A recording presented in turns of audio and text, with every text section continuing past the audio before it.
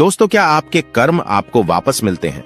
एक साधारण कर्म जैसे चींटियों की रक्षा किसी की उम्र बढ़ा सकता है, लेकिन क्या हमारे समाज में हो रहे अन्याय और अत्याचार से कोई बच सकता है? इंसानियत को बचाने के लिए हमारे कर्म ही हमारा हथियार हैं।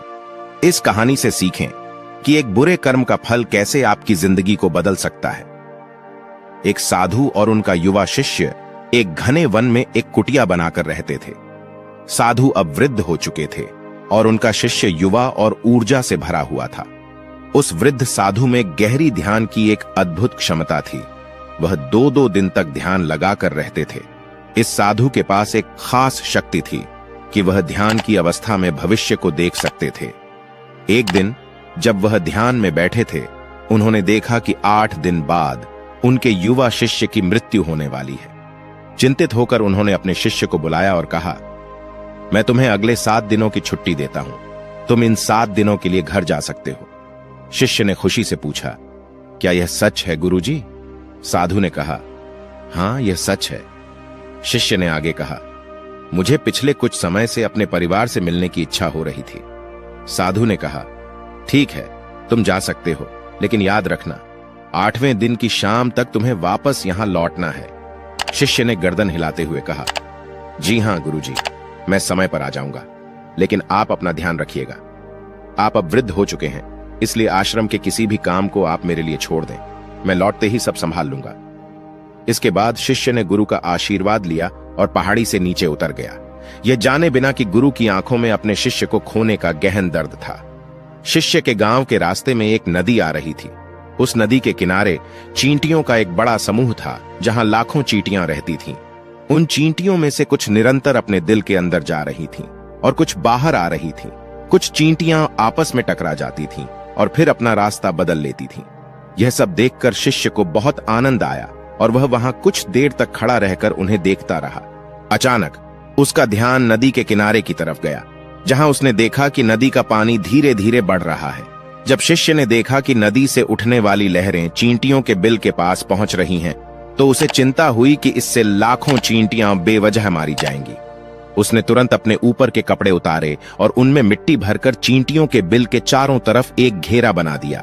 साथ ही उसने मिट्टी को काटकर एक छोटी सी नाली बना दी, ताकि लहरों का पानी नाली के माध्यम से वापस नदी में चला जाए। इसके बाद वह नदी पार करके अपने घर चला गया। घर पहुंचने के बाद उसे यह एहसास नहीं हुआ कि 8 दिन कब बीत गए। जब 8वें दिन उसे याद आया कि शाम तक गुरु ने उसे आश्रम में लौटने के लिए कहा था, तो उसने उसी रात सारी तैयारी कर ली। सुबह होते ही वह आश्रम की तरफ चल पड़ा, आशा करते हुए कि वह शाम से पहले वहां पहुंच जाएगा। शाम हो चुकी थी और गुरु आश्रम में बैठे बैठे सोच रहे थे कि आज तो 9वां दिन है और अब तक मेरा शिष्य शायद इस दुनिया को छोड़ चुका होगा। उन्हें इस बात का दुख हो रहा था कि वह अपने शिष्य को मरने से पहले एक बार भी नहीं देख पाए। जैसे ही वह अपने विचारों में खोए थे, दूर से एक व्यक्ति आता हुआ दिखाई दिया। उन्होंने ध्यान से देखा और चौंक गए, यह तो मेरा शिष्य है। गुरु ने दौड़कर अपने शिष्य को गले से लगा लिया, लेकिन वह हैरान थे कि 8 दिन बीत जाने के बाद भी उनका शिष्य जीवित कैसे है। गुरु ने शिष्य से कहा, यहां से जाने के बाद तुमने जो कुछ भी किया, मुझे विस्तार से बताओ। शिष्य ने पूरी बात बताई, खासकर चींटियों को बचाने की कहानी सुनाई। उसकी बात सुनकर गुरु की आंखों में समझ की चमक आई। वह जान गए कि शिष्य ने लाखों चींटियों की जान बचाई थी और इसी अच्छे कर्म के फलस्वरूप उसे लंबा और खुशहाल जीवन प्राप्त हुआ है। कहानी सुनने के बाद गुरु के मुंह से अचानक निकल पड़ा, कर्म हमेशा लौट कर आते हैं और तुमने जो किया उसकी अच्छी फसल तुम्हें अवश्य मिलेगी। गुरु ने शिष्य की बात के गहरे अर्थ को समझने की कोशिश की, लेकिन चुपचाप अपने आश्रम के कामों में लग गए। लेकिन दोस्तों, अगर हम अपने जीवन पर दृष्टिपात करें तो हमें पता चलता है कि खुशी से जीने का एक बहुत सरल तरीका है, अच्छे कर्म करना। यह कहानी इस बात की गवाही देती है कि अच्छे कर्म केवल हमारी उम्र को लंबा करने के लिए नहीं होते, बल्कि इसके पीछे एक गहरा अर्थ है। जब हम अच्छे कर्म करते हैं तो निश्चित रूप से हमारी जिंदगी में आने वाले दुखों और परेशानियों का सामना करने की ताकत मिलती है। कर्मों का एक सरल और स्पष्ट नियम है, जो भी हम करते हैं वह कई गुना लौटकर हमारे पास आता है, चाहे वह अच्छे कर्म हो या बुरे। हर एक कार्य का परिणाम निश्चित है और इसलिए यह हमारा कर्तव्य बनता है कि हम सजग रहें। अच्छे कर्म करने के लिए जरूरी नहीं है कि हमारे पास बहुत पैसा हो। एक जान को बचाना ही एकमात्र अच्छा कर्म नहीं है। किसी असहाय व्यक्ति की मदद करना भी एक बड़ा कर्म है। किसी व्यक्ति को प्रोत्साहित करना या उसके दुख में सांत्वना देना भी उतना ही महत्वपूर्ण है। कुल मिलाकर जब भी हम किसी बेहतर तरीके से किसी के दुख को कम करने का प्रयास करते हैं, वह एक अच्छा कर्म है। गलत कर्म करने से हमें बुरा लगता है और जो दुख हम महसूस करते हैं वह हमें प्रभावित करता है।